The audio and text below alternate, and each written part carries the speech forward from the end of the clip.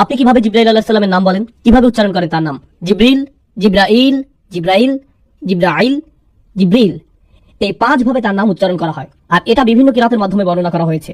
ইল ইল মানে আল্লাহ সুবহানাহু ওয়া তাআলা, এ নিয়ে কোনো মতপার্থক্য নেই। জিব্রা মানে বান্দা বা দাস, তাহলে জিব্রাইল অর্থ আল্লাহর দাস, সুতরাং এটা হলো তার নাম এবং নামের অর্থ। রাসূল সাল্লাল্লাহু আলাইহি সাল্লাম এবং আল্লাহ সুবহানাহু ওয়া তাআলা কিভাবে তাকে সম্বোধন করতেন, এটা আসলে একটা মজার বিষয়। যখন আমি এই বিষয়ে গবেষণা করা শুরু করলাম, প্রথম দিন এটা দেখে খুব অবাক হলাম যে আমি বুখারী শরীফ থেকে জিব্রাইল আলাইহিস সালাম সম্পর্কে বর্ণিত সকল হাদিস সংগ্রহ করলাম। প্রথমে যে হাদিস জিব্রাইল আলাইহিস সালামের নাম উল্লেখ করা আছে, রাসূল সাল্লাল্লাহু আলাইহি সাল্লাম বলেন জিব্রিল সাল্লাল্লাহু আলাইহি সাল্লাম। আমরা সাধারণত জিব্রিলকে আলাইহিস সালাম বলে সম্বোধন করি, যার অর্থ তার উপর শান্তি বর্ষিত হোক, কিন্তু রাসূল সাল্লাল্লাহু আলাইহি সাল্লাম তার উপর সালাওয়াত পেশ করলেন সাল্লাল্লাহু আলাইহি সাল্লাম। রাসূল সাল্লাল্লাহু আলাইহি সাল্লাম এটা করলেন জিব্রাইল আলাইহিস সালামের উচ্চ মর্যাদার কারণে। আরেকটা ব্যাপার, রাসূল সাল্লাল্লাহু আলাইহি সাল্লাম প্রায় তার নাম বলে তাকে সম্বোধন করতেন না। জানেন কিভাবে করতেন? তিনি বলতেন, যিনি আমার রবের নিকট থেকে আসেন। আল্লাহ সুবহানাহু ওয়া তাআলা বিভিন্ন উপায়ে তাকে সম্বোধন করেন, সবগুলো আমার পক্ষে বর্ণনা করা সম্ভব নয়, এটা আরেকটা বিশাল অধ্যয়নের ব্যাপার। যিনি আমার রবের নিকট থেকে আসেন, ইনশাআল্লাহ ভবিষ্যতে এই বিষয়ে আলোচনা করা যাবে। তবে সবচেয়ে কমন যে বিষয়টি আপনি পাবেন তা হলো রূহ, স্পিরিট, শব্দটি আত্মা। আল্লাহ তাকে বলেন আর রূহুল কুদুস, পবিত্র আত্মা। আল্লাহ বলেন আর রূহুল আমিন, বিশ্বাসী আত্মা। আল্লাহ বলেন রূহানা, আমাদের আত্মা। আল্লাহ তাকে আরো ডাকেন রাসূলুন কারীম, সম্মানিত বার্তাবাহক। সর্বশেষ আরেকটি নাম বলে আমরা অগ্রসর হব সময় স্বল্পতার কারণে। এই নামটি আল্লাহ বা রাসূল সাল্লাল্লাহু আলাইহি ওয়াসাল্লামের পক্ষ থেকে নয়, বরং ওয়ারাকা ইবনে নওফলের কাছ থেকে, যিনি ছিলেন খাদিজা রাদিয়াল্লাহু তাআলা আনহার চাচাতো ভাই। ওয়ারাকা বলেছিলেন ইনি হলেন আন-নামুস, যাকে মুসা আলাইহিস সালামের কাছে প্রেরণ করা হয়েছিল। জিব্রাইল আলাইহিস সালাম দেখতে কেমন ছিলেন? জিব্রাইল আলাইহিস সালাম বিভিন্ন রকম আকৃতি ধারণ করতেন। তিনি মানুষের আকৃতি ধারণ করতেন, আবার কখনো কখনো তিনি ফেরেশতার আকৃতিও ধারণ করতেন। রাসূল সাল্লাল্লাহু আলাইহি সাল্লাম বলেন, আমি জিব্রাইল আলাইহিস সালামকে দেখেছি আর তার ছিল 600 ডানা। রাসূল সাল্লাল্লাহু আলাইহি সাল্লাম বলেন, তিনি আল্লাহ প্রদত্ত একটি বিশাল সিংহাসনে উপবিষ্ট হয়ে সম্পূর্ণ দিগন্তকে ঢেকে ফেলতেন। রাসূল সাল্লাল্লাহু আলাইহি সাল্লাম আরো বলেন, ওই 600 ডানা শুধু ছড়ানোই থাকতো না, তার ডানাগুলো থেকে প্রতিনিয়ত মণিমুক্তা ঝরতে থাকতো। আর তার ডানার রং ছিল সবুজ, তার পায়ের পাতার রঙও ছিল সবুজ। ফেরেশতার আকৃতিতে তাকে এমন দেখাতো। আর তিনি হলেন অন্য সকল ফেরেশতাদের চেয়ে আলাদা। মানুষ আকৃতিতে তাকে কেমন দেখাতো? জিব্রাইল আলাইহিস সালাম কয়েকজন মানুষের আকৃতি ধারণ করতেন, তাকে বিভিন্ন রকম দেখাতো। কিন্তু যখন তিনি রাসূল সাল্লাল্লাহু আলাইহি সাল্লামের নিকট আসতেন, তিনি সুনির্দিষ্ট একটি রূপ নিয়ে আসতেন। রাসূল সাল্লাল্লাহু আলাইহি সাল্লাম বলেন, দিহিয়া ইবন খলিফা আল কলবি রাদিয়াল্লাহু তাআলা আনহুর মতো দেখাতো। দিহিয়া রাদিয়াল্লাহু তাআলা আনহুকে একজন সুন্দর ফেরেশতা। দিহিয়া রাদিয়াল্লাহু তাআলা আনহুকে বলা হতো বনু কলবের ইউসুফ। ইউসুফ আলাইহিস সালাম সম্পর্কে মহিলারা কি বলেছিল? ইনি একজন সুদর্শন ফেরেশতা। তো দিহিয়াকে বলা হতো বনু কলবের ইউসুফ। মহিলারা দিহিয়াকে পছন্দ করত। আল্লাহ সুবহানাহু ওয়া তাআলা এবং জিব্রাইল আলাইহিস সালামের সম্পর্ক কেমন? প্রথমত তিনি হলেন কালিমুল্লাহ মিনাল মালায়েকা, ফেরেশতাদের পক্ষ থেকে যার সাথে আল্লাহ কথা বলেন, তিনি হলেন জিব্রাইল আলাইহিস সালাম। আপনি হয়তো ভাবতে পারেন আল্লাহ কি সকল ফেরেশতাদের সাথে কথা বলেন? না, মানুষের মাঝ থেকে যেমন নির্দিষ্ট কয়েকজনের সাথে আল্লাহ সরাসরি কথা বলেন, ঠিক তেমনি ফেরেশতাদের মাঝ থেকেও নির্দিষ্ট কয়েকজনের সাথে আল্লাহ সরাসরি কথা বলেন। আল্লাহ 4 জন ফেরেশতার সাথে কথা বলেন, মুকাসসিমাতি আমরা, যারা আল্লাহর বিভিন্ন নির্দেশের বাস্তবায়ন ঘটান। এই 4 জনের সাথে আল্লাহ সরাসরি কথা বলার বর্ণনা পাওয়া যায়, কিন্তু আল্লাহ সবসময় সরাসরি জিব্রাইল আলাইহিস সালামের সাথে কথা বলে থাকেন। এমন একজন নবীর কাহিনীও আপনি পাবেন না যেখানে জিব্রাইল আলাইহিস সালামের আলোচনা নেই। আপনি যদি কাসাসুল আম্বিয়া পড়েন, প্রত্যেক নবীর আলোচনায় কোনো না কোনো ভাবে জিব্রাইল আলাইহিস সালামের নাম উঠে আসবেই, কারণ তাকে 1,24,000 পয়গম্বরের কাছে পাঠানো হয়েছিল। মুসনাদ ইমাম আহমদের একটি হাদিসে 1,24,000 নবীর কথা উল্লেখ আছে। তাদের মাঝে 350 জন ছিলেন রাসূল। তাদের প্রত্যেকের কাছে জিব্রাইল আলাইহিস সালামকে পাঠানো হয়েছিল তাদেরকে শিক্ষা দেওয়ার জন্য, গড়ে তোলার জন্য, সমর্থন দেওয়ার জন্য, প্রতিরক্ষার জন্য। তিনি প্রথম থেকেই তাদের সাথে ছিলেন। তার আরেকটি উপাধি ছিল নাসরুল আম্বিয়া, তিনি ছিলেন নবীদের সাহায্যকারী। জিব্রাইল আলাইহিস সালাম ইব্রাহিম আলাইহিস সালামকে শয়তানের প্রতি পাথর ছুঁড়তে বলেছিলেন, আর আমরা সেই ঘটনার স্মরণে শয়তানের প্রতি পাথর ছুঁড়ি। সুবহানাল্লাহ, দেখুন সেই ঘটনার কত চমৎকার ঐতিহ্য আমাদের। জিব্রাইল আলাইহিস সালাম ইব্রাহিম আলাইহিস সালামকে হজের নিয়ম কানুন শিখিয়েছিলেন। কখনো কখনো জিব্রাইল আলাইহিস সালামের ভূমিকাকে স্পষ্ট রূপে উল্লেখ করা হয় না। ইউসুফ আলাইহিস সালামের গল্পে কখনো কি জিব্রাইল আলাইহিস সালামের উল্লেখ পেয়েছেন? আপনি ইউসুফ আলাইহিস সালামের উপর বিশাল আলোচনা শুনতে পারেন, সেখানে হয়তো জিব্রাইল আলাইহিস সালামের কথা কখনো বলা হয় না, কিন্তু তিনি সেখানে ছিলেন। আয়াতে বলা হয় ওয়ালাম্মা বালাগা আশুদ্দাহু আতাইনাহু হিকমান ওয়া ইলমা, তিনি যখন প্রাপ্তবয়স্ক হলেন তখন আমরা তাকে প্রজ্ঞা এবং জ্ঞান দিয়েছি। এতে ইঙ্গিত পাওয়া যায় যে তার নবুয়ত অনেক কম বয়সে শুরু হয়। আল্লাহ এবং জিব্রাইল আলাইহিস সালামের সাথে তার সম্পর্ক অনেক কম বয়স থেকে শুরু হয়। জিব্রাইল আলাইহিস সালামের সাথে হযরত ইউসুফের কখন প্রথম দেখা হয়? যখন তার ভাইরা তাকে সেই কূপে নিক্ষেপ করেছিল আর তিনি কূপের তলায় পড়তে যাচ্ছিলেন, তখন তিনি এমন এক লোকের হাতের উপর ল্যান্ড করলেন যাকে তিনি আগে কখনো দেখেননি। তিনি ছিলেন জিব্রাইল আলাইহিস সালাম। জিব্রিল তাকে ধরে ফেলেন যেন ইউসুফ আলাইহিস সালাম পড়ে গিয়ে ব্যথা না পান। সুবহানাল্লাহ, চিন্তা করে দেখুন। ইবনে কাইয়িম রাহিমাহুল্লাহ এই ব্যাপারে মন্তব্য করতে গিয়ে বলেন, এই ঘটনায় নিদর্শন রয়েছে যে কোন সৃষ্টি আল্লাহর রজ্জুকে ধারণ করলে আল্লাহ অবশ্যই তাকেও ধারণ করেন, তিনি আপনাকে পড়ে যেতে দিবেন না। মাঝে মাঝে এই উল্লেখটা খুব সূক্ষ্ম, আপনি হয়তো কোনো লক্ষণীয় উল্লেখের কথা শুনেন না। এখানে জিব্রাইল আলাইহিস সালামের ভূমিকাটা খুবই তাৎপর্যপূর্ণ। ইউসুফ আলাইহিস সালাম যেন পড়ে গিয়ে ব্যথা না পান সেজন্য আল্লাহ তাকে পাঠালেন ধরে ফেলার জন্য। কখনো কখনো বর্ণিত গল্পের নবীর সাথে নয়, বরং নবীর শত্রুদের সাথে জিব্রাইল আলাইহিস সালামের উল্লেখ পাওয়া যায়। তো মুসা আলাইহিস সালামের ঘটনায় তিনি মুসা আলাইহিস সালামের সাথে বহুবার ছিলেন, কিন্তু মুসা আলাইহিস সালামের ঘটনায় আমরা জিব্রিল আলাইহিস সালামের উল্লেখের যে সহিহ বর্ণনা পাই তা আসলে তার শত্রু ফেরাউনের সাথে। তিরমিজি শরীফের একটি হাদিসে বর্ণিত আছে, জিবরাইল আলাইহিস সালাম নবী করিম সাল্লাল্লাহু আলাইহি ওয়াসাল্লামের নিকট আসলেন এবং তাকে বললেন, ফেরাউনের মৃত্যুর দিন যদি আপনি আমাকে দেখতেন, সে যখন সমুদ্রের তলায় ডুবে মারা যাচ্ছিল, আমি গিয়ে তাকে পেলাম এবং তার মুখে কাদা নিক্ষেপ করতে লাগলাম। আমি ভয় পাচ্ছিলাম যে সে হয়তো লা ইলাহা ইল্লাল্লাহ বলে ফেলবে, আর ফলে আল্লাহ তাকে ক্ষমা করে দিবেন। কারণ আমি ভয় পাচ্ছিলাম যে সে হয়তো অনুশোচনা করে লা ইলাহা ইল্লাল্লাহ বলে ফেলবে। আল্লাহ সুবহানাহু ওয়া তাআলাকে জিবরাইল আলাইহিস সালামের চেয়ে বেশি কে চেনে? জিবরাইল আলাইহিস সালাম জানেন আল্লাহ এতই দয়ালু যে এমনকি ফেরাউনের মতো পাপিষ্ঠেরও সুযোগ রয়েছে, আর তিনি আশঙ্কা করছিলেন যে ফেরাউনের এক মুহূর্তের অনুশোচনা তার হয়তো সারা জিন্দেগীর অপরাধ মুছে দিতে পারে। জিবরাইল আলাইহিস সালাম চিন্তিত ছিলেন যে ফেরাউনের জন্য হয়তো একটা সুযোগ তৈরি হতে পারে। এখন জিবরাইল আলাইহিস সালাম কি ফেরাউনের ভাগ্য নষ্ট করে দিয়েছেন? না, আল্লাহ জিবরাইল আলাইহিস সালামকে বলেন, হে জিবরাইল, আমার ইজ্জত ও গৌরবের কসম, যদি সে আন্তরিকতার সাথে ক্ষমা চাইতো আমি তাকে ক্ষমা করে দিতাম। তার মুখে তোমার কাদা নিক্ষেপ কোনো কাজে আসতো না, আমি তবু তাকে ক্ষমা করে দিতাম। তার মুখে তোমার কাদা নিক্ষেপ কোনো কাজে আসতো না, আমি তবু তাকে ক্ষমা করে দিতাম। এখন দেখুন, আপনি হয়তো ভাবতে পারেন মুখে কাদা মারার কারণ কি? যখন পাপী ব্যক্তি মারা যায়, ফেরেশতারা তার মুখে আঘাত করতে থাকে। জিবরাইল আলাইহিস সালাম কেন ফেরাউনকে এত ঘৃণা করতেন? তিনি বলেন, আমি সেদিন থেকে তাকে ঘৃণা করতাম যেদিন সে বলেছিল, আমি তোমাদের শ্রেষ্ঠ প্রভু। হাদিসে আমরা জিবরাইল আলাইহিস সালামের একটা বিষয় দেখতে পাই, মাঝে মাঝে যখন জিবরাইল আলাইহিস সালাম রাসূল সাল্লাল্লাহু আলাইহি সাল্লামের কাছে আসতেন, তিনি বলতেন না আল্লাহ এটা বলেছেন, বরং তিনি বলতেন আল আলা, সর্বোত্তম প্রভু, সর্বোত্তম প্রভু। এতে আল্লাহ সুবহানাহু ওয়া তাআলার প্রতি জিবরাইল আলাইহিস সালামের অপরিসীম শ্রদ্ধা প্রকাশ পায়। পরিশেষে ইমরানের পরিবারের সাথে কোন কোন সময় জিবরাইল আলাইহিস সালামকে নবীর সাথে উল্লেখ না করে নবীর পরিবারের সাথে উল্লেখ করা হয়। তো আমরা মরিয়ম আলাইহিস সালামের ঘটনা জানি। মরিয়ম আলাইহিস সালাম মসজিদের বাইরে পূর্ব দিকের কোন এক স্থানে যেতেন, মাকানান শারকিয়া। তিনি মাসে একবার মসজিদের বাইরে পূর্ব দিকের কোন এক জায়গায় যেতেন। অনেক আলেমের মতে সেটা ছিল সূর্যোদয় দেখার উদ্দেশ্যে। তিনি সেখানে গিয়ে সূর্যোদয় দেখতেন আর আল্লাহর জিকির করতেন। তিনি সেখানে মাটিতে দুটো লাঠি গেড়ে পর্দা টাঙিয়ে দিতেন, যেন এই খোলা জায়গায় মানুষ বুঝতে পারে এটা তার বসার জায়গা, কেউ যেন এটা নিকটে না আসে। তিনি অল্প বয়স্ক মেয়ে ছিলেন, 14 থেকে 18 বছর বয়সের। মোট কথা তিনি একজন টিনেজার ছিলেন, আর তিনি একা আল্লাহর উপাসনা করছেন, আল্লাহকে একা একা স্মরণ করছেন। আল্লাহ তাআলা বলেন, ফাআরসালনা ইলাইহা রূহানা, আমরা তার কাছে আমাদের রূহকে পাঠালাম। ফাতামাসসালা লাহা বাশারান সাওয়িয়া, জিবরাইল আলাইহিস সালাম তার নিকট একজন সুদর্শন পুরুষ আকৃতিতে আবির্ভূত হলেন। জিবরাইল আলাইহিস সালাম মুখ খুলে কিছু বলার আগেই মরিয়ম আলাইহিস সালাম তাকে দেখে বললেন, আউযু বিরহমানি মিনকা ইন কুনতা তাকিয়া, আমি পরম করুণাময়ের কাছে তোমার থেকে আশ্রয় যাচ্ছি, যদি তোমার অন্তরে আল্লাহর কোনো ভয় থাকে, মানে যদি তোমার ন্যূনতম কোনো শালীনতা থেকে থাকে, ভাগো এখান থেকে, কোনো কথা বলতে যেও না, মনে করো যেটা কখনো ঘটেনি, যাও আল্লাহর নিকট ক্ষমা প্রার্থনা করো। তাই প্রিয় বোনেরা, যদি কোনো ভাই আপনার নিকট এগিয়ে আসে, তাদের সাথে এইভাবে আচরণ করার চেষ্টা করুন। দেখুন আরবিতে কথাটা বলেন, দেখুন কি ঘটে। যদি তিনি আরবি নাও বুঝেন, তিনি ভাববেন না এই আপদ থেকে দূরে থাকাই উত্তম।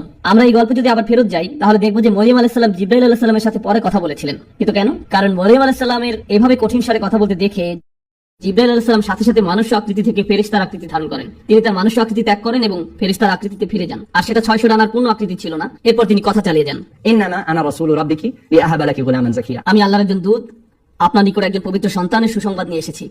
আল্লাহ এই সিদ্ধান্ত নিয়েছেন এবং কাযালিক, এটা ইতিমধ্যে করা হয়েছে। ওয়ালিনাজআলাহু আয়াতাল লিন-নাস ওয়া রাহমাতাম মিন্না, আমি তাকে মানুষের জন্য একটি নিদর্শন ও আমার পক্ষ থেকে অনুগ্রহ শুরু করতে চাই। ওয়া কানা আমরান মাকদিয়া, আর এই প্রক্রিয়া ইতিমধ্যে শুরু হয়ে গেছে। এখানে কাদা মানে সিদ্ধান্তের বাস্তবায়ন, আর কানা আমরান মাকদিয়া মানে আপনি ইতিমধ্যে গর্ভবতী হয়ে গেছেন। ফাহামালাতহু, অতঃপর তিনি গর্ভে সন্তান ধারণ করলেন। ফান্তাবাযাত বিহি মাকানান কাসিয়া, ওই অবস্থায় এক দূরবর্তী স্থানে চলে গেলেন। গর্ভকালীন পুরো সময়টা তিনি লুকিয়ে থাকলেন। আর যখন সন্তান জন্মদানের সময় আসলো, মনে রাখবেন তিনি ছিলেন একজন অনভিজ্ঞ তরুণী, তার পাশে সাহায্য করার মতো কেউ ছিল না। তিনি পূর্বে কখনো সন্তান জন্ম দেননি। প্রসব বেদনা তাকে এক খেজুর বৃক্ষের মূলে আশ্রয় নিতে বাধ্য করলো। তিনি বললেন, হায়, আমি যদি কোনো কারণে এর পূর্বেই মারা যেতাম এবং মানুষের স্মৃতি থেকে বিলুপ্ত হয়ে যেতাম। যেহেতু মরিয়ম আলাইহিস সালামের গর্ভধারণ বা সন্তান জন্মদানের কোনো অভিজ্ঞতা ছিল না, আর গর্ভধারণ এবং সন্তান জন্মদান একজন মেয়ের প্রায় মৃত্যুর কাছাকাছি নিয়ে যায়। মহিলারা যারা শুনছেন তারা হয়তো ভাবছেন, হ্যাঁ আমরা জানি, যেহেতু গর্ভধারণ এবং সন্তান জন্মদান একজন মেয়েকে প্রায় মৃত্যুর কাছাকাছি নিয়ে যায়, মনে করছিলেন তিনি মারা যাচ্ছেন। ফানাদাহা মিন তাহতিহা আল্লা তাহজানি, জিবরাইল আলাইহিস সালাম এই সময়টাতে তাকে সান্ত্বনা দিতে লাগলেন। আপনি মনে করছেন যে মানুষ আপনাকে নিয়ে কুৎসা রটনা করবে, কিন্তু বাস্তবতা হলো একসময় মানব জাতির কাছে ওহী পাঠানো হবে, আর তাতে উল্লেখ থাকবে যে অযকুর ফি কিতাবি মারইয়াম, এই কিতাবে মারিয়ামের কাহিনী বর্ণনা করুন। আর দেখো, কদ জাআলা রাব্বুকা তাহতাকা সারিয়া, তোমার পালনকর্তা তোমার পায়ের তলায় একটি নহর জারি করেছেন, আর তুমি খেজুর গাছের কাণ্ড ধরে তোমার দিকে নাড়া দাও, তাহলে তা তোমার উপর তাজা পাকা খেজুর ফেলবে। ফাকুলি ওয়াশরাবি ওয়াকররি আইনান, অতঃপর তুমি খাও, পান করো এবং চোখ জোড়াও। তোমার বাচ্চা তোমার চক্ষু শীতলকারী হওয়ার কথা, তোমার বাচ্চার দিকে তাকাও, কষ্টের দৃষ্টিতে নয়, সুখের দৃষ্টিতে।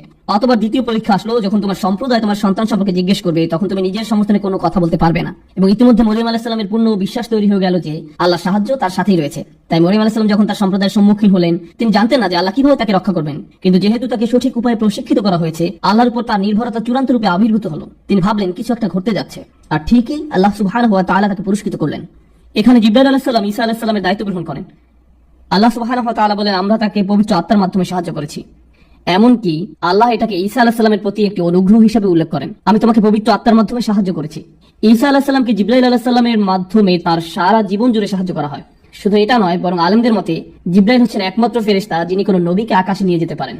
তো যখন ঈসা আলাইহিস সালামকে ক্রুশবিদ্ধ করে হত্যা করার ষড়যন্ত্র করা হয়, তখন তাকে জীবিত অবস্থায় আকাশে উঠিয়ে নেওয়ার জন্য একজন ফেরেশতা পাঠানো হয়। কিয়ামতের পূর্বে আল্লাহর হুকুমে তাকে আবার পৃথিবীতে পাঠানো হবে, আর সে ফেরেশতা ছিলেন জিবরিল আলাইহিস সালাম। আমি এর তাৎপর্য বোঝার চেষ্টা করেছিলাম যে কেন আল্লাহ এই কথাটি অবায়না তানাজ্জালু ইল্লা বিআমরি রাব্বিকা সূরা মরিয়মে বলেছেন। বেশ কিছুদিনের জন্য জিবরাইল আলাইহিস সালাম দেখা না দিলে রাসূল সাল্লাল্লাহু আলাইহি ওয়াসাল্লাম মনে মনে দুঃখ পেতেন। আর তাই জিবরাইল আলাইহিস সালাম রাসূল সাল্লাল্লাহু আলাইহি ওয়াসাল্লামকে বললেন, দেখুন, আল্লাহর নির্দেশ পেলেই কেবল আমরা আপনার কাছে আসি, আমরা নিজেদের ইচ্ছা মতো আসতে পারি না, আমরা এই সিদ্ধান্ত নিতে পারি না। আর এই কথাটি খুবই ব্যক্তিগত শোনায়, ওয়া মা নাতানাজ্জালু ইল্লা বিআমরি রাব্বিক। কেন সূরা মরিয়মে? ইসলামী পণ্ডিতদের মতে এই সূরায় বর্ণিত প্রত্যেক নবীর ঘটনায় জিবরাইল আলাইহিস সালামের গুরুত্বপূর্ণ ভূমিকা রয়েছে। চিন্তা করে দেখুন, জাকারিয়া, মারিয়াম, ঈসা, ইব্রাহিম, মুসা, ইদ্রিস, ইসমাঈল আলাইহিস সালাম, ওনাদের সবার জীবনে জিবরাইল আলাইহিস সালাম গুরুত্বপূর্ণ ভূমিকা পালন করেন। তাই এই সূরাতে রাসূল সাল্লাল্লাহু আলাইহি ওয়াসাল্লামকে বলা হয়েছে, দেখুন, আমরা শুধু আল্লাহর হুকুমই অবতরণ করি জ্ঞান নিয়ে, আর তখন জিবরিল আলাইহিস সালামের আগমনে আপনি সন্তুষ্ট হয়ে যাবেন। ফেরেশতাদের মাঝে যিনি রাসূল সাল্লাল্লাহু আলাইহি ওয়াসাল্লামের সবচেয়ে নিকটবর্তী ছিলেন, যিনি রাসূল সাল্লাল্লাহু আলাইহি ওয়াসাল্লামকে সহযোগিতা করেছেন, তার প্রতিরক্ষার ব্যবস্থা করেছেন, তিনি ছিলেন জিবরিল আলাইহিস সালাম। অন্য একটি বর্ণনা রাসূল সাল্লাল্লাহু আলাইহি ওয়াসাল্লাম আরো বলেন, ما من نبي إلا له وزيران من أهل السماء ووزيران من أهل الأرض। প্রত্যেক নবীকেই আল্লাহ সুবহানাহু ওয়া তাআলা দুনিয়া থেকে দুজন এবং আকাশ থেকে দুজন মন্ত্রী দান করেছেন। আমাকে দিয়ে আকাশের দুজন মন্ত্রী হলেন জিবরিল এবং মিকাল, আর দুনিয়া থেকে প্রদত্ত দুজন হলেন আবু বকর এবং ওমর রাদিয়াল্লাহু তাআলা আনহু। জিবরিল আলাইহিস সালাম এবং রাসূল সাল্লাল্লাহু আলাইহি ওয়াসাল্লামের প্রথম সাক্ষাৎকারটি কেমন ছিল? আনাস ইবনে মালিক রাদিয়াল্লাহু তাআলা আনহু বর্ণনা করেন, রাসূলুল্লাহ সাল্লাল্লাহু আলাইহি ওয়াসাল্লামের ছেলেবেলায় তিনি অন্য বাচ্চাদের সাথে খেলছিলেন, দৌড়াদৌড়ি করছিলেন ঠিক সকল বাচ্চার মতো। হঠাৎ করে এক ব্যক্তির আবির্ভাব হয়, তিনি রাসূল সাল্লাল্লাহু আলাইহি ওয়াসাল্লামকে ধরে মাটিতে শুইয়ে দিলেন। এটা দেখে অন্য বাচ্চারা দৌড়ে তাদের পিতামাতার কাছে চলে গেল এবং বলতে লাগলো মুহাম্মদকে হত্যা করা হয়েছে। অন্য বাচ্চারা যখন দৌড়ে পালাতে লাগলো, তখন রাসূল সাল্লাল্লাহু আলাইহি ওয়াসাল্লাম দেখছিলেন যে এই লোকটি তাকে কি করতে যাচ্ছে। আল্লাহ রাসূল সাল্লাল্লাহু আলাইহি ওয়াসাল্লাম বলেন, তিনি আমার বুক কেটে ফেললেন, তিনি আমার বুক খুলে ফেললেন। তিনি বললেন, এটা হলো তোমার অন্তরের শয়তানের অংশ। তিনি রাসূল সাল্লাল্লাহু আলাইহি ওয়াসাল্লামের হার্ট বের করলেন এবং তা থেকে কিছু একটা বের করে নিলেন আর বললেন, এটা হলো তোমার অন্তরের শয়তানের অংশ। তারপর তিনি এটাকে ফেলে দিলেন। এরপর তিনি সোনালী রঙের একটি পাত্রে রাখা জমজমের পানিতে আমার হাড় ধুয়ে ফেললেন। আর এই বাচ্চা অবস্থায় রাসূল সাল্লাল্লাহু আলাইহি ওয়াসাল্লাম সবকিছু অবলোকন করেছেন। এরপর রাসূল সাল্লাল্লাহু আলাইহি ওয়াসাল্লামের হাড়কে আবার যথাস্থানে রেখে দেওয়া হলো। অন্য বাচ্চারা ফিরে এসে দেখলো যে রাসূল সাল্লাল্লাহু আলাইহি ওয়াসাল্লামের বুক সেলাই করে দেওয়া হয়েছে আর তার মুখমণ্ডল নীল বর্ণ ধারণ করলো। রাসূল সাল্লাল্লাহু আলাইহি ওয়াসাল্লামের হাড় বের করে পবিত্র করা হলো। সেই সময় তিনি এই ঘটনার কোনো ব্যাখ্যা খুঁজে পেলেন না। তিনি এই ঘটনায় চরম কষ্ট পেলেন। তিনি বুঝতে পারলেন না যে কেন এটা হলো, তিনি বুঝতে পারলেন না এটা কি হলো। ঠিক 34 বছর পর তিনি যখন 40 বছর বয়সে পদার্পণ করলেন, আয়েশা রাদিয়াল্লাহু তাআলা আনহা বলেন, তিনি ভালো স্বপ্ন দেখতে লাগলেন। এটা তিনি একাধারে 6 মাস যাবত দেখতে লাগলেন। তিনি রাতে যা স্বপ্নে দেখতেন তাই দিনের বেলায় সত্যে পরিণত হতো। তিনি উপলব্ধি করলেন যে কিছু একটা ঘটতে যাচ্ছে। এ থেকে আমরা কিছুটা বুঝতে পারি যে কেন হঠাৎ করে রাসূল সাল্লাল্লাহু আলাইহি ওয়াসাল্লাম গুহায় গিয়ে ধ্যানমগ্ন হতে লাগলেন এবং প্রার্থনা করতে লাগলেন। তিনি এবং খাদিজা রাদিয়াল্লাহু তাআলা আনহা বুঝতে পারলেন যে অতি প্রাকৃতিক কিছু ঘটতে যাচ্ছে। ঐশ্বরিক কেউ একজন তাদের সাথে যোগাযোগ করছে, কোন এক ধরনের বিশেষ সৃষ্টি তাদের সাথে যোগাযোগ করছে। এই অবস্থায় 6 মাস যাবত চলল। আয়েশা রাদিয়াল্লাহু তাআলা আনহা বলেন, তারপর আল্লাহ সুবহানাহু ওয়া তাআলা নির্জনতাকে রাসূল সাল্লাল্লাহু আলাইহি ওয়াসাল্লামের নিকট প্রিয় করে দিলেন। হঠাৎ করে তিনি একা থাকতে পছন্দ করা শুরু করলেন। রাসূলুল্লাহ সাল্লাল্লাহু আলাইহি ওয়াসাল্লাম হেরা গুহায় আরোহণ করতেন। হেরা গুহায় আরোহণ করতে প্রায় 2 ঘন্টা সময় লাগে। আপনার যদি কখনো হেরা গুহায় ওঠেন তাহলে সম্পূর্ণ মক্কাকে দৃষ্টি সীমানায় দেখতে পাবেন। সুবহানাল্লাহ, আপনি সবকিছু দেখতে পাবেন। রাসূল সাল্লাল্লাহু আলাইহি ওয়াসাল্লাম দিনের পর দিন, কখনো পুরো সপ্তাহ জুড়ে, অবশেষে পুরো রমজান মাস সেখানে অবস্থান করেন। তিনি সেখানে দ্বীনে হানিফ তথা ইব্রাহিম আলাইহিস সালামের শেখানো পন্থায় আল্লাহর ইবাদত করতেন। অর্থাৎ তিনি সেখানে গিয়ে যেভাবে পারতেন আল্লাহর ইবাদত করতেন। সুশৃঙ্খল কোনো নামাজের নিয়ম তখন জানা ছিল না। তিনি ইব্রাহিম আলাইহিস সালামের রেখে যাওয়া নিয়মে আল্লাহকে ডাকতেন। ঠিক এটাই বর্ণিত আছে। তো হঠাৎ করে একদিন তিনি জিবরাইল আলাইহিস সালামকে দেখতে পেলেন। আপনাদের কি মনে হয়, তখন জিবরিল আলাইহিস সালাম কি ফেরেশতার আকৃতিতে দেখা দেন, না মানুষের আকৃতিতে? মানুষের আকৃতিতে। আপনারা হয়তো ভাবছেন রাসূল সাল্লাল্লাহু আলাইহি ওয়াসাল্লাম তাহলে ভয় পেয়ে গেলেন কেন? চিন্তা করে দেখুন, আপনি হয়তো 2 ঘন্টা ধরে সেখানে অবস্থান করছেন, আশেপাশে কেউ নেই, তারপর আচমকা গুহার মুখে এক অপরিচিত লোককে দাঁড়িয়ে থাকতে দেখলেন, কোনো কথা বলছে না। আপনি যদি রাসূল সাল্লাল্লাহু আলাইহি ওয়াসাল্লামের জায়গায় থাকতেন, আপনি কি ভাবতেন? তাছাড়া পরবর্তীকালের বর্ণনা থেকে আমরা ধারণা পাই তখন কি ঘটেছিল। রাসূল সাল্লাল্লাহু আলাইহি ওয়াসাল্লাম যখন খাদিজা রাদিয়াল্লাহু তাআলা আনহার নিকট ঘটনা বর্ণনা করছিলেন, তিনি বলেন, যাকে আমি স্বপ্নে দেখি সে আমার নিকট এসেছিল। সুতরাং আমরা আরো বুঝলাম যে রাসূল সাল্লাল্লাহু আলাইহি ওয়াসাল্লাম ইতিমধ্যে জিবরাইল আলাইহিস সালামকে স্বপ্নে দেখেছিলেন। তো তিনি চিন্তা করছিলেন, অদ্ভুত, আমি তো এখন ঘুমাচ্ছি না, আমি তো স্বপ্নে নেই, বাস্তবে। এর থেকে জিবরিল আলাইহিস সালাম কেন রাসূল সাল্লাল্লাহু আলাইহি ওয়াসাল্লামকে জড়িয়ে ধরেছিলেন? এটা স্বপ্ন নয়, বাস্তব। ইকরা, পড়ুন, আপনি কোনো কল্পিত কিছু দেখছেন না, এটা কল্পিত কোনো ছায়ামূর্তি নয়। আমি আপনাকে শক্ত করে জড়িয়ে ধরছি শুধু আমার বাস্তবতা বোঝাতে নয়। ইন্না সানুলকি আলাইকা কওলান সাকিলা, যে ওহী আপনার উপর নাজিল হতে যাচ্ছে তা হবে অত্যন্ত ভারী। এই বাণী ধারণ করার জন্য আপনাকে প্রস্তুত হতে হবে। এরপর তিনি তাকে আদেশ করলেন, পড়ুন। তারপর রাসূল সাল্লাল্লাহু আলাইহি ওয়াসাল্লামকে ছেড়ে দিলেন। রাসূল সাল্লাল্লাহু আলাইহি ওয়াসাল্লাম বললেন, আমি পড়তে জানি না। জিবরিল আলাইহিস সালাম তাকে আবারও শক্ত করে জড়িয়ে ধরলেন এবং বললেন, ইকরা। রাসূল সাল্লাল্লাহু আলাইহি ওয়াসাল্লাম বলেন, আমি পড়তে জানি না। জিবরিল আলাইহিস সালাম রাসূল সাল্লাল্লাহু আলাইহি ওয়াসাল্লামকে তৃতীয়বারের মতো শক্ত করে জড়িয়ে ধরলেন এবং পরবর্তীকালে রাসূল সাল্লাল্লাহু আলাইহি ওয়াসাল্লাম বর্ণনা করেন, জিবরিল আলাইহিস সালাম আমাকে এত শক্ত করে জড়িয়ে ধরেন যে আমি মনে করছিলাম আমি মারা যাব। তিনি বললেন, পড়ুন। রাসূল সাল্লাল্লাহু আলাইহি ওয়াসাল্লাম বললেন, কি পড়ব? ঠিক তখন জিবরিল আলাইহিস সালাম বললেন, ইকরা বিইসমি রাব্বিকাল্লাযী খলাক, পাঠ করুন আপনার পালনকর্তার নামে যিনি সৃষ্টি করেছেন। খলাকাল ইনসানা মিন আলাক, যিনি মানুষকে সৃষ্টি করেছেন আলাক থেকে। ইকরা ওয়া রাব্বুকাল আকরাম, পাঠ করুন আপনার পালনকর্তা মহা দয়ালু, যিনি কলমের সাহায্যে শিক্ষা দিয়েছেন মানুষকে যা সে জানতো না। রাসূল সাল্লাল্লাহু আলাইহি ওয়াসাল্লাম যখন ওহী গ্রহণ করছিলেন, জিবরিল আলাইহিস সালাম তাকে আর জড়িয়ে ধরলেন না, আবার চলেও গেলেন না। রাসূল সাল্লাল্লাহু আলাইহি ওয়াসাল্লাম গুহা ত্যাগ করে তাড়াতাড়ি নেমে গেলেন। খাদিজা রাদিয়াল্লাহু তাআলা আনহা বলেন, কি হয়েছে? এখন দেখুন, রাসূল সাল্লাল্লাহু আলাইহি ওয়াসাল্লাম যখন তাকে বললেন কি ঘটেছে, খাদিজা রাদিয়াল্লাহু তাআলা আনহা সহজেই তাকে বলতে পারতেন, আপনি ওই গুহায় যাওয়া বন্ধ করে দিন, আপনার মনে হয় বাসায় থাকা উচিত, আপনার ওই ঘরের কোনায় ধ্যান করতে পারেন, কেউ আপনাকে ডিস্টার্ব করবে না, ইনশাআল্লাহ এরকম কিছু আর ঘটবে না। তিনি এসবের কিছুই বললেন না। দেখুন কেমন চমৎকার ছিলেন তিনি, সুবহানাল্লাহ। রাসূল সাল্লাল্লাহু আলাইহি ওয়াসাল্লাম নিজে নিজের উপর বিশ্বাস করার আগে খাদিজা তার উপর বিশ্বাস করেন। সত্যি তিনি রাসূল সাল্লাল্লাহু আলাইহি ওয়াসাল্লামকে বলেন, আল্লাহ কখনোই আপনাকে অপমানিত করবেন না। তিনি রাসূল সাল্লাল্লাহু আলাইহি ওয়াসাল্লামের গত 15 বছরের জীবনী বর্ণনা করতে লাগলেন। আপনি এমন মানুষ যিনি আত্মীয়তার বন্ধন রক্ষা করেন, আপনি এতিমদের যত্ন নেন, আপনি আপনার প্রতিবেশী এবং মেহমানদের প্রতি উদার, আপনি কোন সমস্যায় পড়লে তার দায়িত্ব কাঁধে তুলে নেন। আল্লাহ কখনোই আপনাকে অপমানিত করবেন না। খাদিজা রাদিয়াল্লাহু তাআলা আনহা বলেন, চলেন ওয়ারাকার কাছে যাই। তো তারা তার নিকট গেলেন। রাসূল সাল্লাল্লাহু আলাইহি ওয়াসাল্লাম যা দেখলেন তা ওয়ারাকার নিকট বর্ণনা করলেন। ওয়ারাকার সাথে সাথে বলে উঠলেন, ইনি নামুস, আপনি সেই রাসূল যার জন্য সবাই অপেক্ষা করছে। এই ফেরেশতাই মুসা আলাইহিস সালামের কাছে এসেছিলেন। আমি যদি যুবক হতাম তাহলে আপনাকে সাহায্য করতে পারতাম যখন আপনার সম্প্রদায় আপনার বিরোধিতা করবে। এরপর কি ঘটেছিল? আয়েশা রাদিয়াল্লাহু তাআলা আনহা বর্ণনা করেন, এরপর বহু দিন যাবত ওহী অবতীর্ণ হওয়া বন্ধ থাকে। রাসূল সাল্লাল্লাহু আলাইহি ওয়াসাল্লাম অপেক্ষা করতে লাগলেন যেন সেই ফেরেশতা আবার দেখা দেন। রাসূল সাল্লাল্লাহু আলাইহি ওয়াসাল্লাম আবার ওই পাহাড়ে ঘুরতে লাগলেন। তিনি নিজের ভাষায় তা এইভাবে বর্ণনা করেন যে তার মানসিক অবস্থা এমন ছিল যে তিনি যেন চাইতেন নিজেকে পাহাড় থেকে ছুঁড়ে ফেলে দিতে। তিনি স্পষ্ট রূপে জানতে চান যে কি ঘটেছে। প্রতিবার রাসূল সাল্লাল্লাহু আলাইহি ওয়াসাল্লাম পাহাড়ে গেলে জিবরিল আলাইহিস সালামের কণ্ঠ শুনতে পেতেন, ও মুহাম্মদ, আপনি আল্লাহর সত্য রাসূল। এতে রাসূল সাল্লাল্লাহু আলাইহি ওয়াসাল্লাম কিছুটা সান্ত্বনা পেতেন এবং ঘরে ফিরে আসতেন। এরপর পরবর্তীতে তিনি শুধু যে ও মুহাম্মদ আপনি আল্লাহর সত্য রাসূল এই কথা বলতেন তা নয়, তিনি আরো বলতেন, আমি জিবরিল। তো তিনি রাসূল সাল্লাল্লাহু আলাইহি ওয়াসাল্লামের নিকট বিষয়টা পরিষ্কার করলেন যে তিনি জিবরিল আলাইহিস সালাম, কিন্তু তবুও কোনো কোরআন বা ওহী অবতীর্ণ হয়নি। অবশেষে অন্য একদিন রাসূল সাল্লাল্লাহু আলাইহি ওয়াসাল্লাম হাঁটছিলেন, আর এবার ইয়া মুহাম্মদ ইন্নাকা রাসূলুল্লাহি হাক্কা, ও মুহাম্মদ আপনি আল্লাহর সত্য রাসূল। বুখারী শরীফে জাবির রাদিয়াল্লাহু তাআলা আনহু থেকে বর্ণিত আছে, রাসূল সাল্লাল্লাহু আলাইহি ওয়াসাল্লাম হাঁটছিলেন, তারপর হঠাৎ উপরের দিকে তাকিয়ে দেখলেন জিবরিল আলাইহিস সালাম তার পরিপূর্ণ ফেরেশতা আকৃতি ধারণ করে সম্পূর্ণ আকাশ ঢেকে আছেন, সম্পূর্ণ দিগন্ত ঢেকে আছেন। আল্লাহ জিবরিল আলাইহিস সালাম সম্পর্কে বলেন, যু মিররাতিন ফাস্তাওয়া, প্রজ্ঞার অধিকারী, সে নিজ আকৃতিতে স্থির হয়েছিল। জিবরিল আলাইহিস সালাম পুরো আকাশ জুড়ে আবির্ভূত হলেন। রাসূল সাল্লাল্লাহু আলাইহি ওয়াসাল্লাম জিবরিল আলাইহিস সালামকে তার সকল ডানা সমেত পরিপূর্ণ আকৃতিতে দেখতে লাগলেন। সুম্মা দানা ফাতাদাল্লা, তিনি রাসূল সাল্লাল্লাহু আলাইহি ওয়াসাল্লামের নিকটবর্তী হতে লাগলেন। তিনি রাসূল সাল্লাল্লাহু আলাইহি ওয়াসাল্লামের কাছাকাছি আসলেন। রাসূল সাল্লাল্লাহু আলাইহি ওয়াসাল্লাম মাটিতে পড়ে গেলেন। তিনি নিজেই বলছেন যে আমার অতি নিকটবর্তী হতে আমি এত ভয় পেয়েছিলাম যে আমি মাটিতে পড়ে গেলাম। রাসূল সাল্লাল্লাহু আলাইহি ওয়াসাল্লাম দ্রুত বাড়িতে ফিরে গেলেন আর খাদিজা রাদিয়াল্লাহু তাআলা আনহাকে বলতে লাগলেন, আমাকে ঢেকে দাও, আমাকে ঢেকে দাও, আমাকে ঢেকে দাও। আর ঠিক তখন পরবর্তী ওহী অবতীর্ণ হয়, ইয়া আইয়ুহাল মুদ্দাসসির কুম ফাআনযির ওয়া রাব্বাকা ফাকাব্বির ওয়া সিয়াবাকা ফাতাহহির, হে চাদর আবৃতকারী উঠুন, সতর্ক করুন। সুবহানাল্লাহ। চিন্তা করে দেখুন, প্রথম ওহী অবতীর্ণ হওয়ার সময় তিনি হিরা গুহায় ছিলেন, আর দ্বিতীয়বার তিনি যখন খাদিজা রাদিয়াল্লাহু তাআলা আনহার কাছে ছিলেন তখন ওহী অবতীর্ণ হয়, হে চাদর আবৃতকারী উঠুন, সতর্ক করুন, আপনার পালনকর্তার মহত্ব ঘোষণা করুন, আপন পোশাক পবিত্র করুন, মূর্তি পরিত্যাগ করুন। এই হলো প্রথম দিকের ওহী অবতীর্ণ হওয়ার ঘটনা।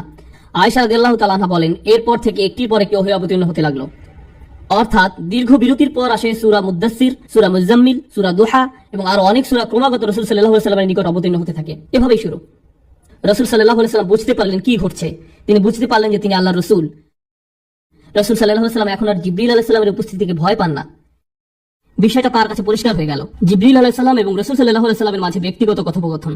জিবরিল আলাইহিস সালাম রাসূল সাল্লাল্লাহু আলাইহি ওয়াসাল্লামের ঘরে বহুবার এসেছিলেন। কোন কোন সাহাবী তাকে দেখতে পেতেন, আবার কেউ কেউ দেখতে পেতেন না। একদিন আব্বাস রাদিয়াল্লাহু তাআলা আনহু তার সন্তান আব্দুল্লাহ রাদিয়াল্লাহু তাআলা আনহুকে নিয়ে রাসূল সাল্লাল্লাহু আলাইহি ওয়াসাল্লামের সাথে সাক্ষাৎ করতে আসলেন। আব্বাস রাদিয়াল্লাহু তাআলা আনহু রাসূল সাল্লাল্লাহু আলাইহি ওয়াসাল্লামকে সম্বোধন করে কথা বলছিলেন, কিন্তু তিনি সাড়া দিচ্ছিলেন না। রাসূল সাল্লাল্লাহু আলাইহি ওয়াসাল্লাম কোনো কথা না বলাতে আব্বাস রাদিয়াল্লাহু তাআলা আনহু চলে যান। চলার পথে আব্বাস রাদিয়াল্লাহু তাআলা আনহু আব্দুল্লাহ রাদিয়াল্লাহু তাআলা আনহুকে বলেন, তোমার চাচতো ভাই কেন আমার সাথে কথা বললো না? আব্দুল্লাহ রাদিয়াল্লাহু তাআলা আনহু বললেন, আপনি কি দেখেননি যে রাসূল সাল্লাল্লাহু আলাইহি ওয়াসাল্লাম তার সামনে বসা এক লোকের সাথে কথা বলছিলেন? আব্বাস রাদিয়াল্লাহু তাআলা আনহু বললেন, কোন মানুষের সাথে? আব্বাস রাদিয়াল্লাহু তাআলা আনহু আবার রাসূল সাল্লাল্লাহু আলাইহি ওয়াসাল্লামের কাছে ফিরে আসলেন এবং জিজ্ঞেস করলেন, তখন কেউ কি আপনার সাথে কথা বলছিল? রাসূল সাল্লাল্লাহু আলাইহি ওয়াসাল্লাম বললেন, আপনি কেন এটা জিজ্ঞেস করছেন? আব্বাস রাদিয়াল্লাহু তাআলা আনহু বললেন, কারণ আব্দুল্লাহ তাকে দেখতে পেয়েছিল। রাসূল সাল্লাল্লাহু আলাইহি ওয়াসাল্লাম বললেন, সে দেখেছে? আব্বাস রাদিয়াল্লাহু তাআলা আনহু বললেন, জি দেখেছে। তারপর রাসূল সাল্লাল্লাহু আলাইহি ওয়াসাল্লাম আব্দুল্লাহ রাদিয়াল্লাহু তাআলা আনহুর জন্য দোয়া করলেন যেন আল্লাহ তার জ্ঞান বাড়িয়ে দেন। তো রাসূল সাল্লাল্লাহু আলাইহি ওয়াসাল্লামের সাথে জিবরিলের ব্যক্তিগত কথোপকথনটা কেমন ছিল?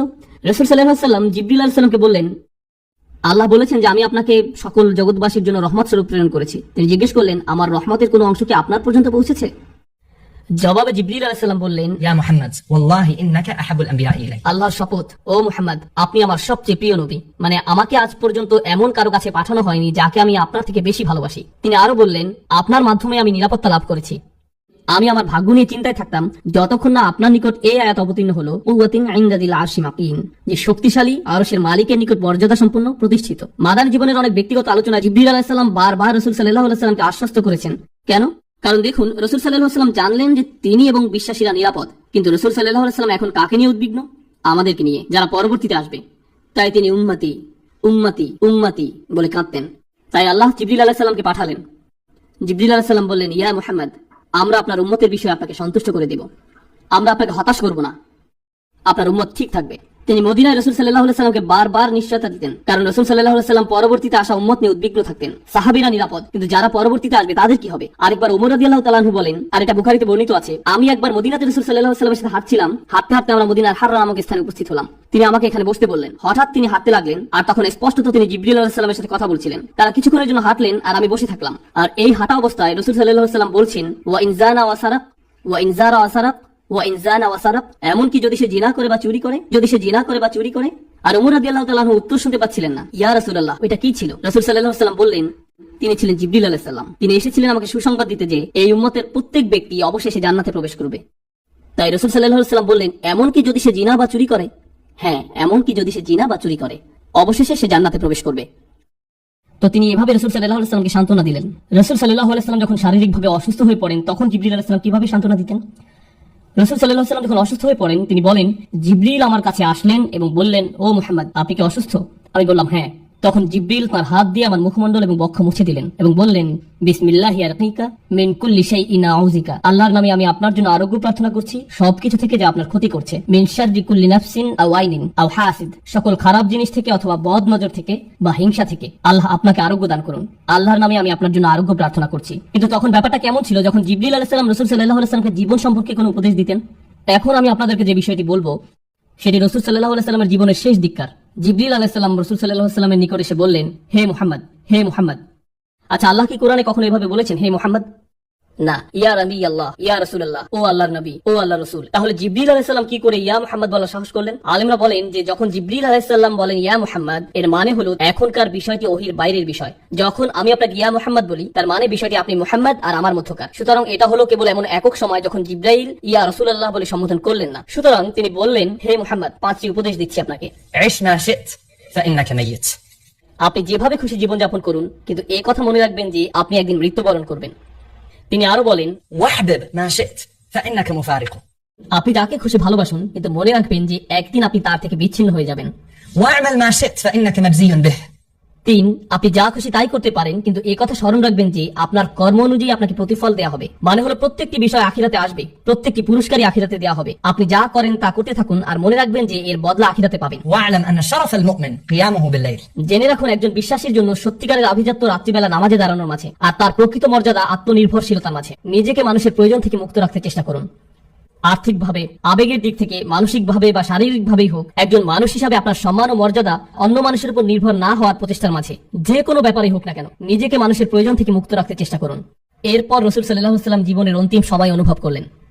আর যখন অবস্থা ক্রমান্বয়ে খারাপ হতে থাকে, আবু সাঈদ খুদরি রাদিয়াল্লাহু তাআলা আনহু বর্ণনা করেন, রাসূল সাল্লাল্লাহু আলাইহি ওয়াসাল্লাম সাহাবাদের মাঝে অবস্থান করছিলেন। তিনি খুব সাধারণভাবে বললেন, নিশ্চয়ই আল্লাহ তাআলা তার এক বান্দাকে এভাবে ইখতিয়ার দিয়েছেন যে বান্দা হয় দুনিয়ার শান শওকতকে পছন্দ করবে, অথবা যা কিছু আল্লাহর কাছে রয়েছে তা থেকে পছন্দ করবে। রাসূল সাল্লাল্লাহু আলাইহি ওয়াসাল্লামের বাড়িতে সবাই কাঁদছিল, কারণ সবাই বুঝতে পারছিলেন যে রাসূল সাল্লাল্লাহু আলাইহি ওয়াসাল্লামের অন্তিম সময় চলে এসেছে। তিনি শেষ সময়ের নিকটবর্তী। বিশেষ করে ফাতিমা রাদিয়াল্লাহু তাআলা আনহা ভীষণভাবে বিধ্বস্ত হলেন। তার কন্যা উম্মু আবিহা, তার পিতার মা, সর্বদা তার সাথে ছিলেন ওই সময়। রাসূল সাল্লাল্লাহু আলাইহি ওয়াসাল্লাম তার প্রতি ভালোবাসা দেখালেন, মমতা দেখালেন। এমনকি যখন তিনি কোনোভাবে কথাও বলতে পারছিলেন না, তখনও তিনি হাতের ইশারায় ফাতিমাকে ডাকলেন। ফাতিমা রাদিয়াল্লাহু তাআলা আনহা কাছে আসলেন। রাসূল সাল্লাল্লাহু আলাইহি ওয়াসাল্লাম তাকে আরো নিকটে আসতে বললেন, তার কানে কিছু বললেন। ফাতিমা রাদিয়াল্লাহু তাআলা আনহা আরো বেশি করে কাঁদতে লাগলেন। রাসূল সাল্লাল্লাহু আলাইহি ওয়াসাল্লাম তাকে পুনরায় কাছে আসতে বললেন এবং চুপিসারে আরো কিছু কথা বললেন। এবার কথা শুনে ফাতিমা রাদিয়াল্লাহু তাআলা আনহা হাসিতে ফেটে পড়লেন। আয়েশা রাদিয়াল্লাহু তাআলা আনহা এগুলো দেখে হতবুদ্ধি হয়ে গেলেন যে একবার ফাতিমা কাঁদছেন, আবার হঠাৎ করে হাসছেন। সুতরাং তিনি ফাতিমা রাদিয়াল্লাহু তাআলা আনহাকে চাপাচাপি করছিলেন যে বলো না কি বলেছেন তিনি। শেষে ফাতিমা রাদিয়াল্লাহু তাআলা আনহা বলতে বাধ্য হলেন যে তিনি বলেছেন জিব্রাইল সাধারণত প্রতি রমজানে আমাকে নিয়ে পুরো কোরআন একবার ঝালিয়ে নেন, আর এই বছর রমজানে তিনি 2 বার পুরো পাঠ করেছেন। তার মানে হলো জিবরিল আলাইহিস সালাম ওহীকে শক্তিশালী করে দিলেন, আর আমার মনে হয় না আমি আর রোগ থেকে আরোগ্য লাভ করব। আয়েশা রাদিয়াল্লাহু তাআলা আনহা রাসূল সাল্লাল্লাহু আলাইহি ওয়াসাল্লামকে যেখানে নিয়ে যাওয়া প্রয়োজন সেখানে নিয়ে যাচ্ছেন। তিনি রাসূল সাল্লাল্লাহু আলাইহি ওয়াসাল্লামকে দৃঢ় হতে সাহায্য করেন, আর এমত অবস্থায় রাসূল সাল্লাল্লাহু আলাইহি ওয়াসাল্লাম তার শরীরে হেলান দিয়ে আছেন। তার দৃষ্টি পড়ল আব্দুর রহমান ইবনে আবু বকর রাদিয়াল্লাহু তাআলা আনহুর উপরে, যিনি আয়েশা রাদিয়াল্লাহু তাআলা আনহার ভাই। তিনি দেখলেন তার পকেটে একটি মিসওয়াক রয়েছে এবং আয়েশা রাদিয়াল্লাহু তাআলা আনহা বললেন যে আমি বুঝতে পারছিলাম যে রাসূল সাল্লাল্লাহু আলাইহি ওয়াসাল্লাম এটি পেতে যাচ্ছেন। আয়েশা রাদিয়াল্লাহু তাআলা আনহা রাসূল সাল্লাল্লাহু আলাইহি ওয়াসাল্লামকে বললেন আপনি কি মিসওয়াক চান? রাসূল সাল্লাল্লাহু আলাইহি ওয়াসাল্লাম মাথা নাড়িয়ে সম্মতি দিলেন।